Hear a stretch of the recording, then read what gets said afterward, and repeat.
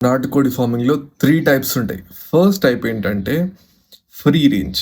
నాటుకోళ్ళన్నీ బయట తిరుక్కుంటూ, వాటికి నచ్చింది తినుకుంటూ, పురుగులు గానీ, చెదలు గానీ, ఖరాబయిన కూరగాయలు గానీ, లైక్ వడ్లు గానీ, మక్కలు గానీ ఏదో ఒకటి తినుకుంటూ ఉంటాయి. అంటే షెడ్‌లో వండుకుంటా మనం పెట్టింది తినకుంటా అన్నట్టు. సెకండ్ టైప్ ఏంటంటే సెమీ ఇంటెన్సివ్ ఫార్మింగ్.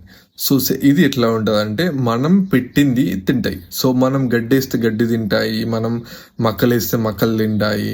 అంటే బయటనే తిరుగుతాయి ఓపెన్ రేంజ్‌లోనే.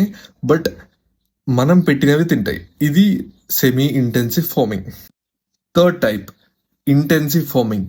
ఇంటెన్సివ్ ఫార్మింగ్ ఎట్లుంటదంటే, ఈ కోళ్ళన్నీ షెడ్‌లోనే ఉంటాయి. ఈ షెడ్‌లోనే ఉంటాయి. బయటికి రావు అసలు యాక్చువల్‌గా.